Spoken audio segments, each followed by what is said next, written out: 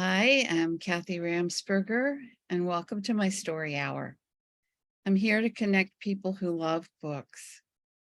Today, we're talking about my full writing career, including my award-winning The Shores of Our Souls and the upcoming, we hope, 1,000 Flying Things. And we have a surprise guest. Welcome, Kathleen Rodgers. Thank you, Kathy, for having me. I am so honored, and my heart is so touched you're here with me today. I'm happy to be here with you today, Kathy. So everybody else, welcome as well. Feel free to comment and ask questions here or later on YouTube or here later. And as many of you probably know, I had a launch date of June 20th and it's passed. Most of you also know that both my books are in the hands of a small press named Touchpoint. Small presses were affected tremendously by the pandemic, even at the end of the pandemic. Some had to close their doors. A lot of people got ill. Other small presses and big presses for that matter, let's think Simon & Schuster, found themselves signing a lot of books or not having enough books or not having shipping. Staff fluctuated. My small press that has both my books has been no different, though I believe that the pandemic reverberated more in 2022 and 2023 than 2020 and 2021 for them. So take with that a small staff, some contracted, and if one person leaves the picture or more, it can cause human challenges that lead to big book challenges. For this reason, I haven't had a pre-launch of my novel, 1,000 Flying Things, and I apologize to my readers for that. I've been given different launch dates, and so I've made my launch information available as I knew it, and sometimes more general. So I'm still writing on a June launch date right now, but that too may change. I want to thank you all from the bottom of my heart for sticking with me through this. Even now, I can feel your love and your book love through the internet vibes. So the bottom line is, I will not give up on this book. I will persist, and I thank you for remaining here with me. I have the most wonderful friends and followers ever.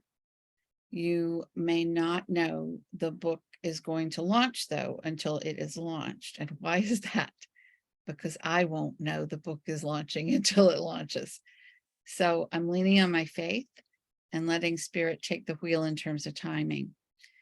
And we're all here today partying because we know it's coming one way or the other.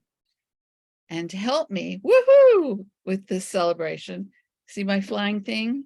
I have invited Kathleen and all of you there on Facebook to have a conversation about the body of work I've created for a really long time, just as Kathleen has. She is amazing, multi-published, multi-award winning, resilient, persistent, encouraging, every writer's mentor. I mean, she's just amazing, and I adore her. Kathleen is a frequent guest here because there's some similarity in our lives, similarities in our books, and a lot of synchronicity between us. Even though Kathleen is a few months younger than me chronologically, I've always considered her my big sister in the literary world. I'm most certain I'm not the only person that feels like that. I could think of no more perfect person inside and out to be here to celebrate my writing, along with my second novel, 1,000 Flying Things, which is circling on approach as we speak. So I want to share a tiny capsule, only a tiny capsule, about Kathleen because she's done so much. But please go to her website or just Google her name, and you'll see the width and the depth and the breadth of her writing is immense, as is her heart. It's my hope as she celebrates here with me today, I'll be highlighting some of her special gifts too. Celebration is an inclusive thing. So here's the capsule. Kathleen M. Rodgers is a novelist who writes about strong women, social issues, magical realism, and the constant search for home. That might sound a little familiar to my readers too. Born in New Mexico, the land of enchantment. If you've ever been there, you'll know why it's called that. Kathleen's credits span publications like Family Circle, Military Times, 4 published novels, and a novel I know she's on the cusp of finding a publishing home for. She needs the perfect fit for this one because it's so special. She just gets better and better. She's won so many awards, the latest being a Willa finalist for her latest, The Flying Cutterbucks. She's been featured in USA Today, the Associated Press, and many, many literary magazines, too many to talk about. She's a regular and excellent speaker about all things writing, and her recent Not Giving Up is what she stands for, as do I. You'll find more information and all her books and all her awards at her website, Kathleen, not Catherine, Kathleen M, as in Mike, Rodgers with a D.com. So welcome again, Kathleen. And Thank you. Thank you for that. I'm sitting here thinking, wow, who is that person? it's you. I want to say this, Kathy. This is for you, and it's for anyone out there who needs to hear this word, relentless. As you know, I posted a photo yesterday on Facebook of when I was out power walking. I saw a service truck in a driveway, and on the side of it was relentless. And I thought of several people, and maybe applying that to myself too, yes, in this crazy business, in the publishing business, and as writers, we do so much heavy lifting. We have to be relentless. And yeah, there are days we don't feel strong. There are days we're waiting. We're waiting on the release of your second novel, 1,000 Flying Things, which is amazing. You've upped the stakes, but relentless, and you are relentless, and you win the She Persisted Award. Thank you. I will accept it. And you know of what you speak. So let me ask you, let's talk about you. I've known you a long time. You knew about me long before we ever met over the phone. A mutual friend put us together. You read one of my articles in Family Circle magazine. I think you were based in Geneva then, and this was back in the 90s. It was my 3rd article I'd sold to them, called Dying to Be Thin. And you read it, you remembered the article, you took it into yourself for your own journey. And then we met, and you put 2 and 2 together and said, I read your article in Family Circle. So that was a huge magazine for me. Let's talk about you. When were you first published? When did you see that first byline, and what did it feel like? So probably like you, I wrote for my high school newspaper and maybe something else. It was a literary magazine. But the first real publication was when I was 16 in 1975-ish. I think it was 75. And I entered a local college competition, literary competition. It was Roanoke College. And I won first place for my story, A Gossamer Thread, it was about connections even then. It was apocalyptic. I don't think I've written a piece of apocalyptic fiction since. It was based on sort of a dream I'd had and a prompt by my creative writing class teacher. And remaining humans have to decide who would live and who wouldn't. And that's just such a trope now. But at the time, it really wasn't written a lot about, except for sci-fi writers. So I managed to end the story with them all surviving, which is, I'm thinking about the Titanic today, you know, I mean, it actually has me tear up thinking about uh, the story and who survives and who doesn't, but they all survived in my story. I was 16, okay, because they communicated and cooperated, and they saw a solution near the end. That thread, um, that one of them alone wouldn't have ever found. And the story was published in their literary magazine, and I was awarded a small financial award. The byline was so much more special than any financial award, but that was the first time I was paid for my writing too. And I went on to win my English award in high school, which was a real shock, and then the Hollins Fiction Award. But that was my first, and I'll never forget it. As I think it's just what kept It's me. validation, right? An award is a validation. Do you think that those awards kept you going, and years later in writing novels? You've written a memoir. It's not published yet, but you've written a memoir. You've written so many things I have not even read or seen. But getting that, whether in this award, a teacher scribbling on your paper, you have talent, or submit this. That means everything when you're young and starting out. And for some people, you could be 90 young and starting out. I totally agree. I want to say I totally agree. And the reason I didn't respond right away was I was thinking about my teacher, Walter Johnson. And he taught world lit in high school. Oh, wow. It was such a great class. And I wish I had pulled my yearbook out, because we talked this week about 1976 and Yes, we red, white, did. and blue. It's got a red, white, and blue cover, and So does mine. yeah, it was that year, right? So Bicentennial. yeah, and his inscription, I read it at least twice a year.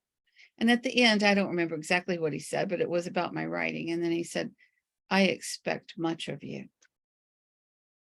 And you know what, Kathy? You've done many things in life. You've been on all kinds of journeys, but you've done it, and you're still doing it. And even though the second novel didn't release when you thought it will, somehow, some way, and you're doing it. And you know what? You've lived up to that teacher's expectations, and more, and even more so. So I hope so. I think he'd be proud of me. I do. Where after high school, can you talk a little bit about, I know where you went to college, but can you tell your viewers where you went to college and why that college? I think a lot of people know I went to Hollins University, but I don't think a lot of people know why. Tell us. It was kismet, or if you want to call it synchronicity. I hadn't planned on going there. I had read Annie Dillard's Pilgrim at Tinker Creek when it won the Pulitzer, because everybody in my town did. And she blew me away, deserved the Pulitzer, because it was an environmental book, another, forward-thinking kind of a book in 1974. Was unheard of. So I didn't want to go to a school where it wasn't co-ed, and I believe in women's education, because I found a voice there, and I've seen so many women do that, just that. I was introverted, and I wasn't as much when I graduated, and I didn't want to be considered a homie. And I'd lived all over the United States. I was far from a homie. But if I went 30 minutes down the road, that's what I was called that. And I was ready to move again. I wanted change. But we didn't even have the money for my SAT application, Wow. let alone an application for college. We were right at the last minute. Somehow my mother, and I'm sure it was my mother, scraped together some lunch money or something. Mhm. And my father went down and talked to the admissions director at Hollins. Her name was Ann Splitstone. She was kind. And I had applied to UVA too. That was my top choice because of my mom. And I got in both, but I didn't get a scholarship to UVA. And I got a full ride at Hollins, plus a campus job. And thank God for that campus job. And the Um, campus job, can you tell us about that? yeah. So I did end up working in the college library for a year, which would be expected. But there's a story there. Okay. I was miserable. And here's why.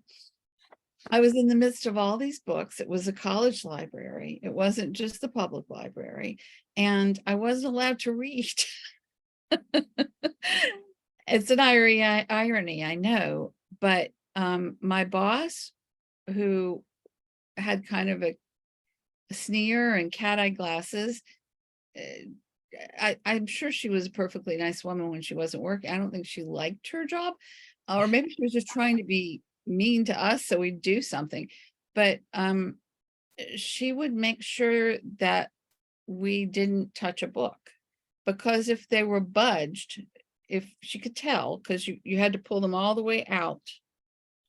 That was my job, pulling the books all the way out to the edge of the shelf. The edge of the And ship. then making sure the Dewey Decimal System was correct.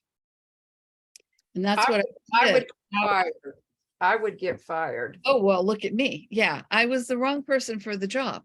She was a numbers woman and I was a word woman. And we just didn't mesh. And she was such a tough taskmaster. And it was my freshman year. So there are other things involved with freshman year that are emotional. But I'm going to let you speak. But I found the college press office and they saved me. I worked there the rest of the time there, 3 years. That although you love books, the press office, I was going to say though, now when you worked in the library first and then at the press office, how did you like go in and work an hour here, an hour there, run to class?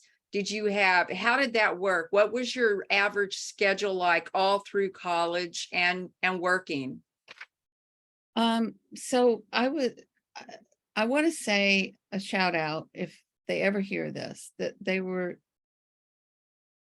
3, sometimes 4 of the strongest, most independent, most talented, bright women I had ever met before or since.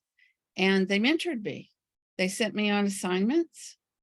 My very first time on a plane was because of these women. Wow. They sent my essay about the cemetery, which they'd assigned, to the Atlantic. It didn't get published, but that's huge, right? So I can't remember how many hours it was, 20 hours a week, maybe. And toward the beginning, it was pretty easy. They were just so kind to me. But it was between classes. I Mhm. had a little bit of a schedule, especially like I would have classes in the morning. My bestie, my roommate Stacy, used to say, "Oh, please don't put on your clogs." She was a late sleeper and I was an early riser, and I had to rise even earlier because of the job, because I had to get the classes done to go to the job. So, and Martha, if you're listening, they were your clogs that I bought from you. So so I would work in the afternoon, and that worked well until I didn't think I had enough money to graduate. And then I got, I thought about selling my blood actually. So maybe that was the connection with the Red Cross, because I needed $2,000 to get my diploma. Wow. A family friend came through with it, and he died 2 weeks after he gave me the money. Oh, I've never heard that story. That's very touching. It's a beautiful story. He was from Philadelphia. He was a former boss of my uncle's, and Arthur Hutchinson and his wife, Mrs. Hutchinson, and she died one day, and 2 days later he died. Wow. Had no children. So, and that was a God moment too, right? Somebody wanted me to graduate. So I was working sometimes at Hojo's, babysitting a lot. So there was a lot of, I never had a minute. And my sophomore roommate called me the absent-minded professor because I never got enough sleep and I was always in a book. Right. And so it wonderful memories, but I always said I wanted a semester where I came back and didn't have to take an exam. Yeah. And just study. So after you graduated from Hollins, then what? So I had wonderful internships. I had one with the Roanoke Times and World News. I had one with WDBJ, which was a local TV station. I was more cue card girl than anything, but they let me in the production booth and let me touch the knobs. And they let me write a little bit. They never, I want to say they never put me on screen unless it was by accident, because back then it was like you had to be 90 pounds in order to be on TV. And there were discussions behind, and I would overhear them, right? Don't let her be on camera. So I was not my 65-year-old weight then, but I have broad shoulders. So, then my advisor for my thesis was my first novel, Richard Dillard. He just passed last May. And I asked him if I could go intern for the Carter administration if I wrote half the book while I was in DC. And he said yes. And I Wow. came back with it almost finished because it was such a wonderful experience. I lived in Arlington, Arlington House with Susan Hedges. Her mother worked, I guess, for the town. And a young Indian girl named Nandini, who was an exchange student, and she was Muslim. And she taught me about how they pray, and it was my first real experience with it. She was a And gift. mhm, she was such a gift. And Susan's family was a gift. Just a wonderful family. And Susan was the person that introduced me to Willie Nelson. She didn't literally introduce me to Willie Nelson, but I'd never heard his music before. And she was like, she played him all the time. His old hits, not his hits, but the Billie Holidays and she would play that all the time. So sorry, I diverted there. But in the Carter administration, I was administering the president's agenda for the 80s, like getting the people there. And plus I got to go through all these high-level resumes. Why they let me do this, I don't know. And you were right there in the White House? I was in the old executive office building working. Okay. But I guess it's okay to say, you go underground and you get to the White House. And I was in the West Wing, I would say, twice a week, and Wow. definitely for the meetings, right? They would always be the West Wing. I actually was in the West Wing more when my friend Ellen worked for Reagan Mhm. than I was when I worked there, because I wasn't working all the time. We could come to this embassy party or something, so shout out to her too. Was your family, I can imagine, your parents were both still alive. They died in 01 and 03. I can imagine they must have been, all politics aside, whatever, they must have been so proud of you. I know my mom was, and my dad has always been quieter. I think they were incredibly proud of me in my college years. I don't think anybody in my family wanted me to write. I know my dad wanted me to be an attorney because he had wanted to be an attorney. His dad got brain cancer, and so he didn't get to go to law school. It's that kind of thing. But they were definitely proud of me in college and wanted me to finish. And I was going to get a job and support them. There was nobody else to do it. My mom had Parkinson's disease, and she was on the experimental form of levodopa. And she asked her neurologist, when do I know I've taken too much? And he said, when you start having hallucinations. So somebody had to be there. So he couldn't work very much. And we lost our health insurance and we were on food stamps. So that didn't last forever, but it was my college years. A lot of responsibility and worry on your shoulders while you're trying to achieve your dreams. After the internships, did you have some other internship? Well, you did. You said Roanoke Times. Roanoke Times, WDBJ TV, and the White House. And the White House. And then what was your first actual, after that? Did you get hired by the Red Cross then or National Geographic? National Geographic.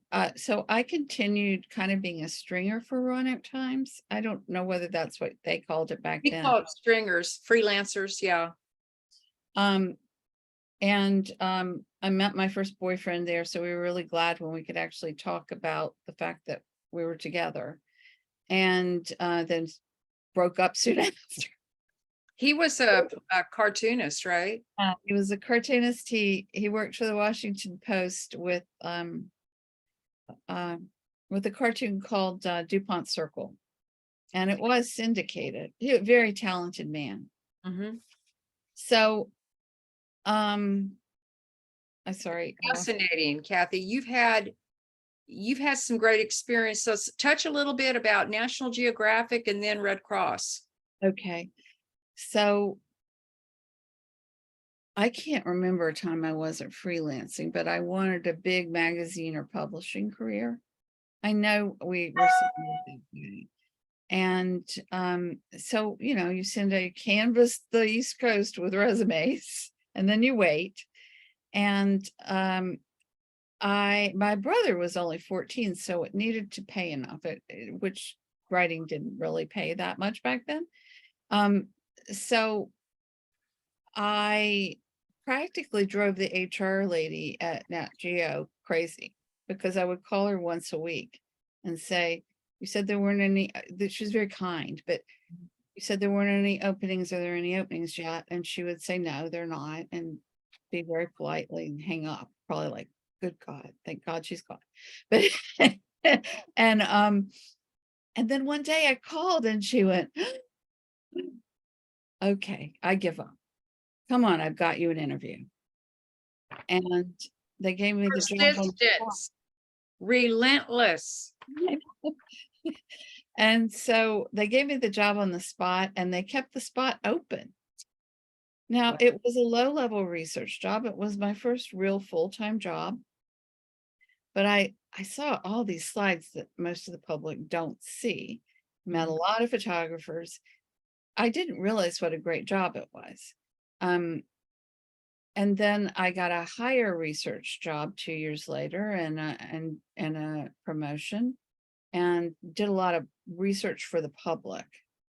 And then there was a test to write for their magazine. Their smaller magazines.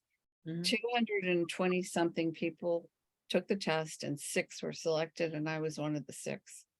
Wow. And so that was freelance, but then I started writing for their special publications, which are their small books. Right. And there's one other thing it's over on my wall and you can't see it, but I did research on the first print ad they ever ran. It ran in the New York Times, and it was about the first holograph. They called it laser something or another. March 1983 or 83, 84. And and the reason I'm telling you this story is because I was so proud of myself, because they took all of my suggestions. Like, I researched it, somebody wrote it, somebody researched it, somebody wrote it, and then I researched it before it went to print the next day. I became sort of an understudy because the person that was going to do it was sick. And the VP came down that week and said, "You're outside of your job description. Don't ever do that again." I said, "Well, were there mistakes?" And he said, "No, but that's not the point." So that's at the point I knew it wasn't a job that was conducive for a female on the rise. So I went back to school. And especially if you were wanting to be, say, were you wanting to be like a staff writer and get sent out on the stories and, all the exciting. So you went back to school. Did you get your master's? I did at George Washington University publications management, Okay. and that's how I found my job, Red Cross job. I had there were adjunct professors that actually did the work that was taught. Mhm. The editor of the Foreign Service magazine was there, and again, I was with him like I was the poor HR woman at, I wish I remembered her name, at Nat Geo, and I really wanted to write for that journal. And he said, we just don't have an opening, but Red Cross does." And I got the job. It was as an editor. That's fascinating. And oh my gosh, because of Red Cross, look at all the places. Not only you lived in several countries, I mean, you went clear around the world. You've been to so many places, and you've used all that in Shores of Our Souls and 1,000 Flying Things. You've used all that experience into your fiction now. I really like to write truth, and I think the best way of I think stories, fiction, can express truth better than anything. And I know somebody else, I'm quoting somebody. It's not my thought, but I totally believe that too. And I think in a way it was sort of written for me, it was like I just went to the next brick in the yellow brick road and the next. But in another way, I didn't see it at the time. It's only clear now. So many, what I see, knowing some of your biography, knowing some of your experiences, all these opportunities. And even at a time when especially when we're younger, we may not realize that's what it is, or while we're doing something, but we're filing, especially writers. If we are writers, no matter whether we write fiction, nonfiction, poetry, songs, everything gets filed here and here in the heart. Let's talk about how all of everything from leading back to high school, college, working for National Geographic, Red Cross, how at living in all these other countries, and you wrote a novel at Hollins, and that's not published, but you did it. You won an award. Let's talk about, for a lot of writers out there, or people who can't call themselves writers yet because they're afraid to, you don't need anybody's permission. This has been with you for decades. You didn't, like 5 years ago, I'm going to write my first novel. In many ways, you've been writing since you were a little girl, correct? Correct. I wrote my first story. I did a lot of essays in 5th grade and was really encouraged by the teacher. She had us writing an essay a week.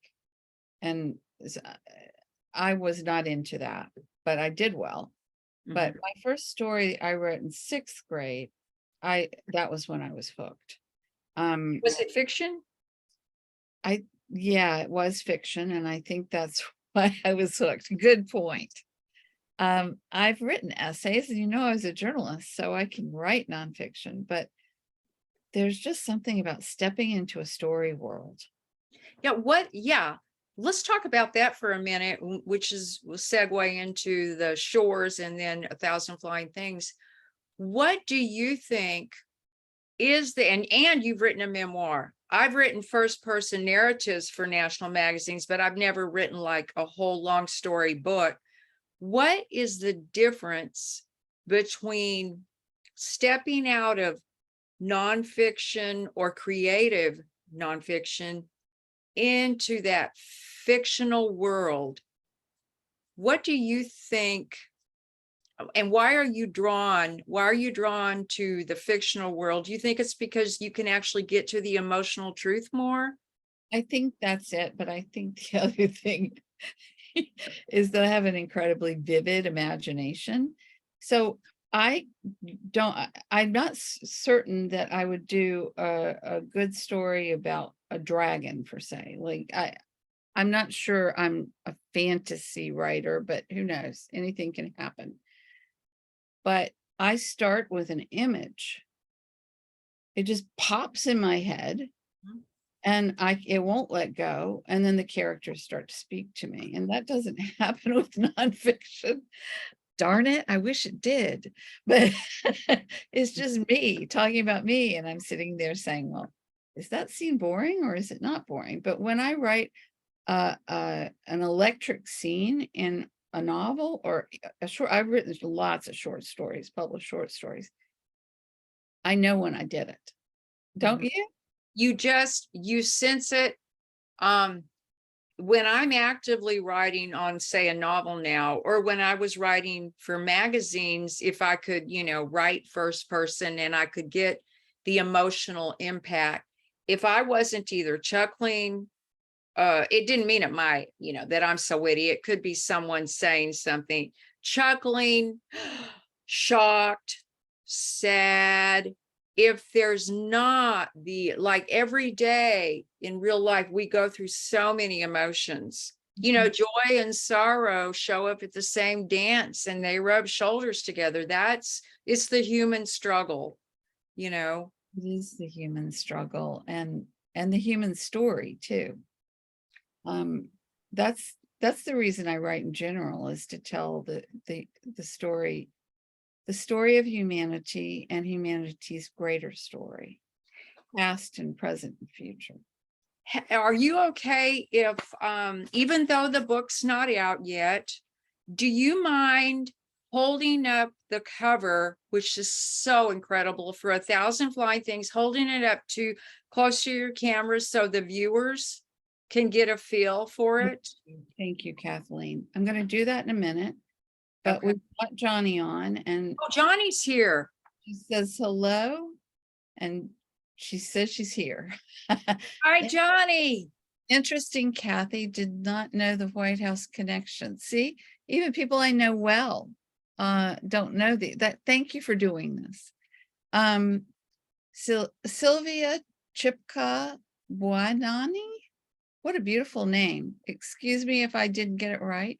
And we 76 grads had Liberty Bells on our graduation tests. Yes, I'd forgotten that. We sure did. We are the chicks of 1976. We didn't have that one. I wish we'd had it though. And Alice Covington. Hi, Kathy. Hi, Alice. Alice is a member of the writers group that I was in when I wrote both these books. Oh, wow. That is so special. So thank you all for being here. I'm so touched. And you were saying, oh, that I'm going to show this. So I don't have the real cover yet. Like I said, when it launches, you will know it. How does that show up, Kathleen? I see it pretty good. I mean, it's your whole graphic, A Thousand Flying Things. There's the back, the head of a little boy looking on. There's a bird, beautiful bird in flight. And in the middle, around the Y in flying, if the viewer looks closely, it's an airplane. Amen. I have a wonderful designer, Estella Bakovic, who's half Croatian and half Australia. She lives in Croatia with her daughter. And she came up with that amazing image. And I'm very thankful to her. She designed both my covers. I have a larger one here. Oh, yes, show us. Oh, perfect. It's so glossy and I don't know whether it's going to. It looks really good on my camera from what I see. Can Good. I read a little bit? I had the privilege of reading an early copy of the book. And can I just say a few things? Of course you can. Sure. Okay.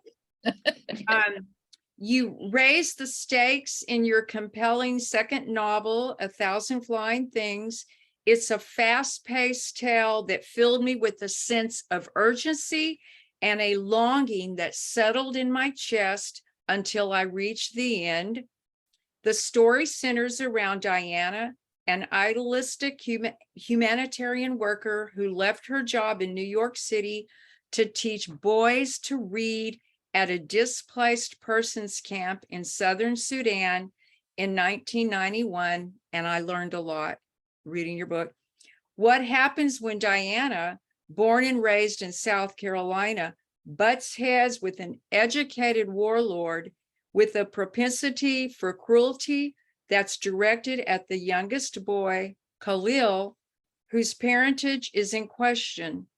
Meanwhile, Diana has been running away from a failed relationship with the elegant and cosmopolitan Kazim, born and raised in Lebanon and the only man she's ever loved.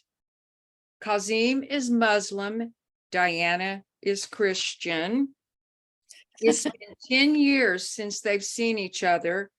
Will their reunion bring them closer together or tear them apart for good? The story is timeless and timely. And let me just say this. So this is the first book. You don't have to read The Shores of Our Souls to pick up A Thousand Flying Things when it comes out. And there's the way Kathy wrote it is you'll be able to enjoy the story, and then hopefully you'll want to go back and read the first book. I hope so. I think they can be read in either order. Thank you, Kathleen. That was beautiful. You certainly got it right. I mean, it's exactly what I was trying to convey. And How long, once Shores came out in 2017, and one of the awards that I remember you winning, you Forward Book Reviews, they consider honorable mention as one of the awards. There's first or gold, silver, bronze, or first, second, third, and then honorable mention, and that is an award. You won honorable mention for multicultural fiction with Forward Book Reviews, which is very prestigious. And then you won another. Tell us about the other award that Shores won. So it won an America's Book Award for debut. It won and cover. It won I don't know whether you can win 5 stars on readers' favorites or not, but it got 2 beautiful reviews that I still cherish. Then it was a DC librarian's pick, and that was huge. That's a big deal. There were 16 of us that year, which is a big. Kathy, can you talk about I've written a sequel to one of my books, and I just remember thinking, oh my gosh, you can't reinvent the wheel every time. But can you talk about, did you already have parts of A Thousand Flying Things written or notes scribbled once Shores came out in 2017? So I had a first draft of the sequel, A Thousand Flying Things. It probably at that point had a title. And the ending was off. I must have written 5 different endings. And but but the through line was there the whole time. Mm. I knew it needed to be in the middle of conflict. I knew for her to show how she'd grown, she needed to be empowered and um, a, in the middle of a career. And I wanted it to reflect the world because that's what I was doing at her age. So I initially wrote it, and I can't tell you when, with her in Rwanda because I covered Rwanda. And I felt too close to the story.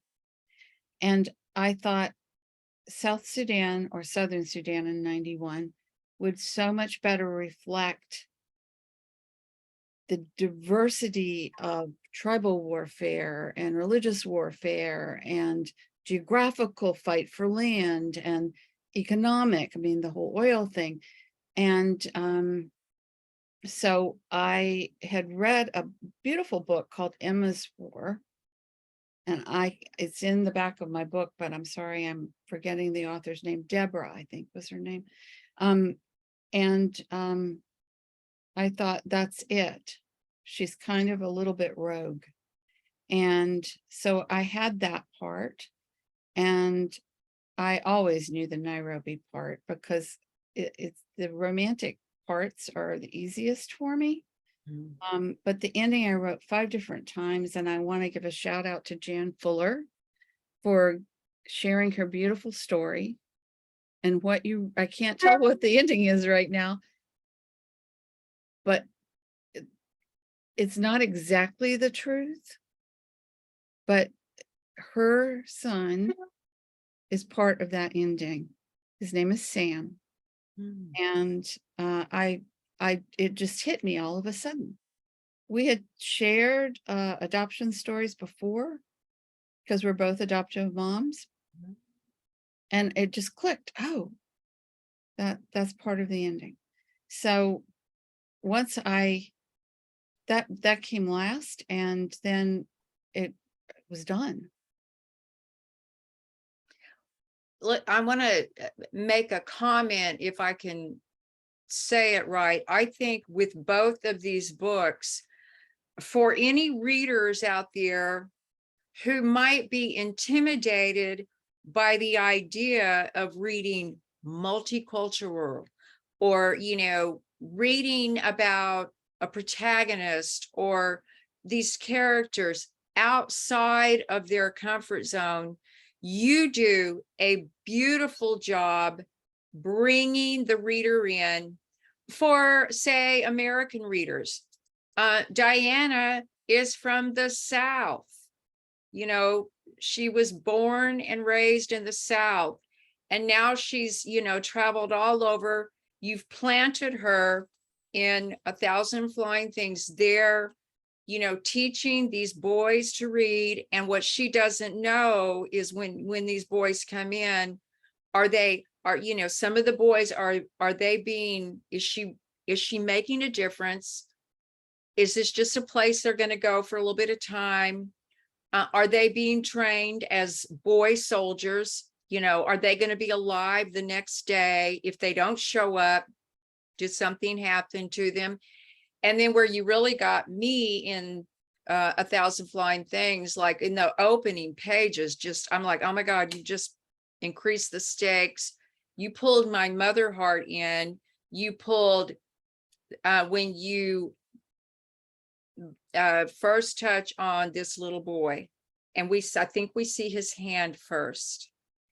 And man, you had me right there, and then the danger, the conflict she faces when she runs into the man that she hasn't seen in 10 years, but it's the only man she's ever loved.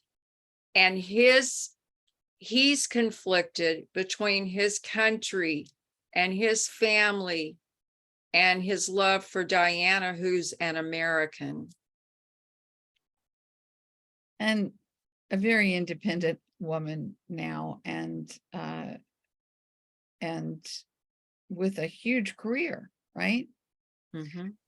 So I just want to say I write to show people the world, bridge cultures. And I looked on the internet before we started, and there was a Forbes survey done in 2019.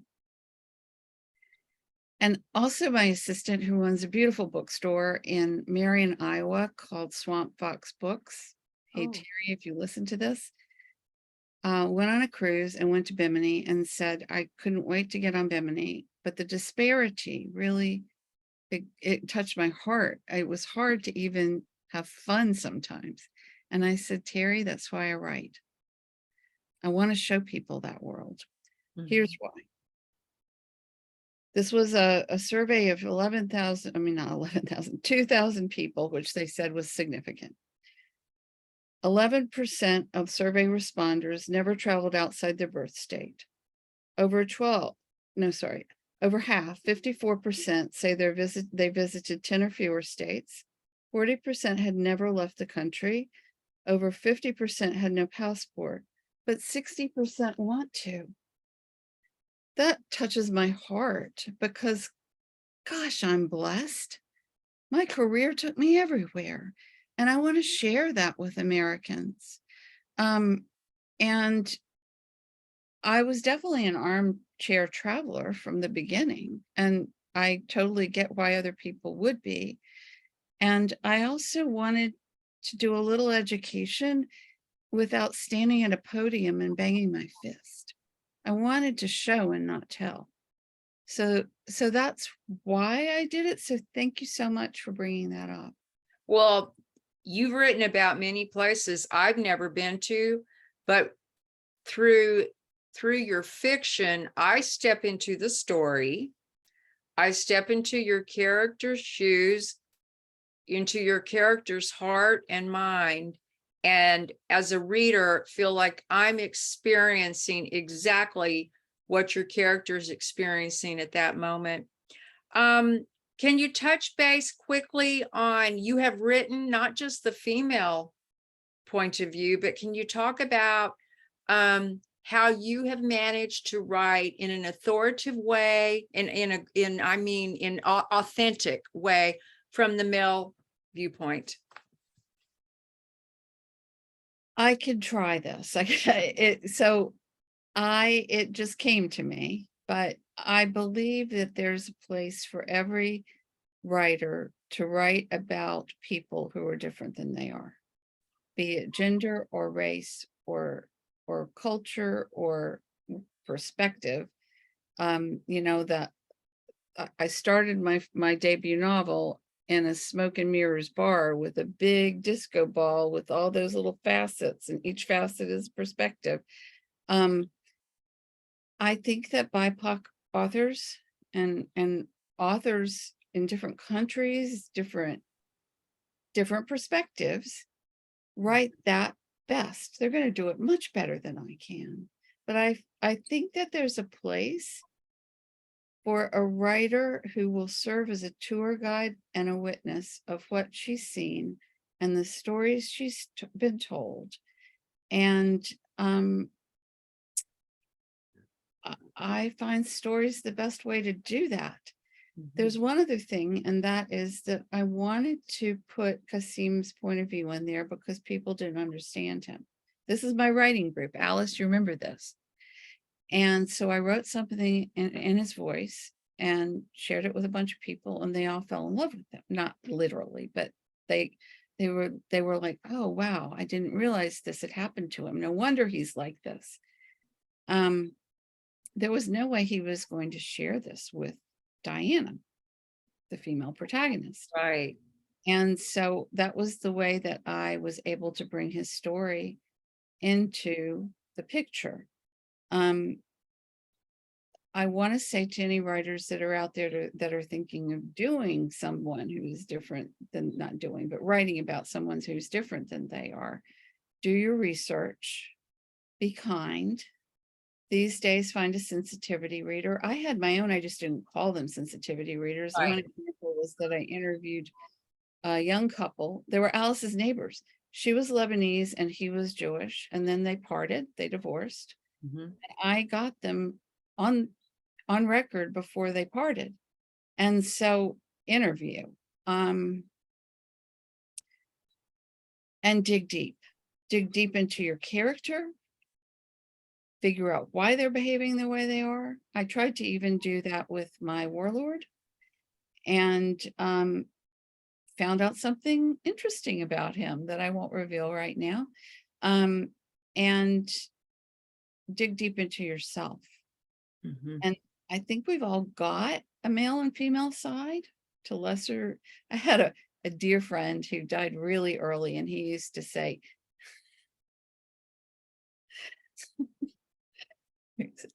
talks like a woman, writes like a man. And he's a screenwriter.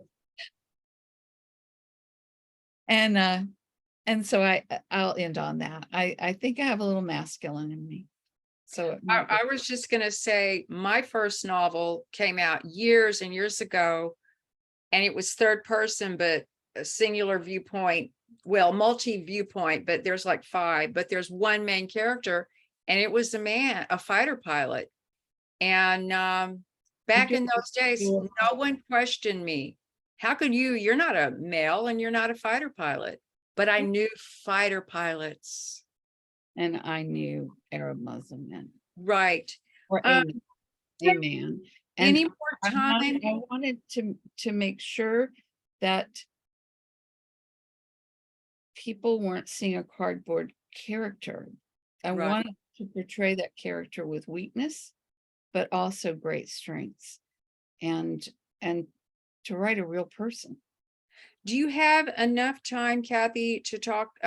If there's anyone out there listening who has been writing, working on a book at whatever level, do you have any kind of advice, or maybe advice isn't always the right word, but do you have any wisdom from your journey?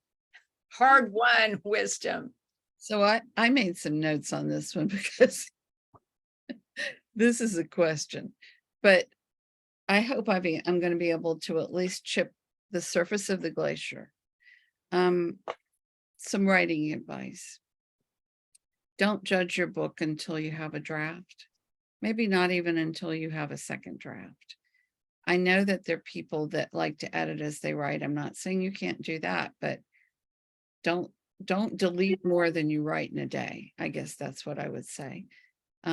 Know that the first draft isn't the final draft, and that it's going to change and it's going to evolve. And if you find yourself doing this instead, don't listen to me. Do your process and don't judge yourself. So the other thing I found that keeps writers from writing, finishing a book, not necessarily publishing, I'll get to that in a second, is that they don't even keep a loose schedule. And I don't write at a particular time of day, although I like to write in the morning. I would find the minutes, because we're both moms of adult children and we didn't have much time to write. But if they were napping and I was daydreaming on the sofa, I'd kick myself and say, this is the only 30 minutes you're going to have today, and you're going to go write. So a lot of Shores was written when I had a year that I didn't work between getting Amy and starting back. And a lot of it was written that year during their nap time. So as long as it happens every day, that's all I care about.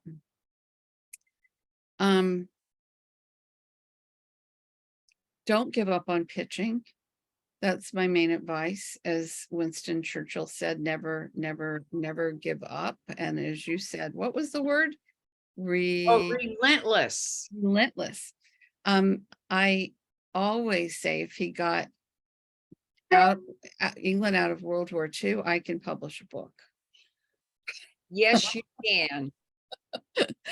And so can everyone that has it in their heart. Use every piece of feedback you get, especially from editors and publishers. Take it into heart and mull it over. And if it sounds true and it resonates, use the feedback. And one final thing, go pitch live. once an agent and a publisher asks for a partial or a full, they'll remember you if you turn it in within 6 months. If they've seen you, if it's a transom, I still call it a transom Mhm. query. It's, excuse me, but does anybody have an inbox? You're not going to get read very easily. And one thing that I do when I pitch is that I find something personal about that person and I bring it, I don't mean personal, but individual. I say it to them and then I bring it up in the query, and every time it works. It doesn't get me published, but it gives me responses. So I always follow up with a thank you, a written thank you, if I can find an address after I pitch, even if I don't send the partial. And think platform. Sorry, guys, got to have platform. Remember, you're unfortunately competing against influence who are being published, even if they're not writers. Do your best work, but know that you have to have a following to a certain degree. I did not understand. I thought I had a following. I didn't. And be kind to yourself and be kind to others. That's really good advice. Thank you. Hard earned. Oh, I didn't bring it with me to show, but we had talked about this the other day. Years ago, my mother gave me a bookmark and I put it on social media many times, but what it says on the bookmark is, life is a story you write as you go. And for writers, that's, life is a story you write as you go. Being a writer, sometimes some people get to have hours. Sometimes you write in the margins of other things, but it's a lifestyle. It's a choice. Do I go to lunch with the girls or do I work on my novel? Spoken by the woman who wrote this amazing book and 3 others like it, and another 4th one like it. I mean, it just goes on and on. You practice what you preach. Thank you, Kathy.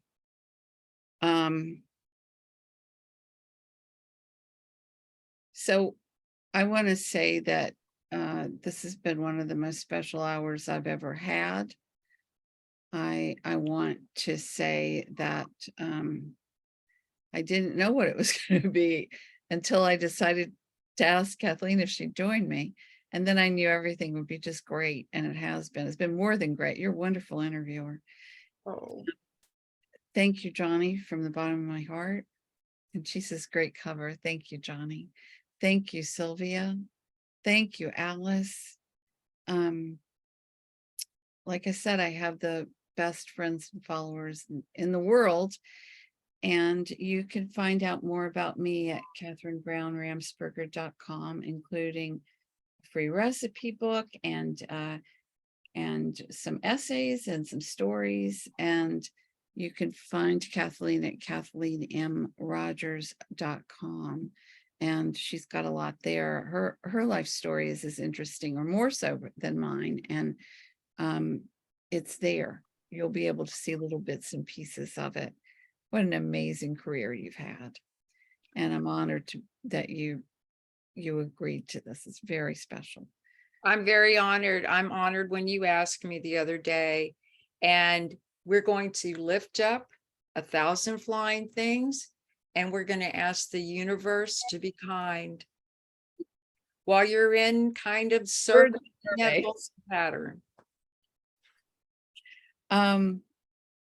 Thank you. And again, thank everyone who joined in, whether it's live or whether it's on replay. You can join me every 3rd Thursday. Today's the 4th, but because of the week that it was supposed to launch.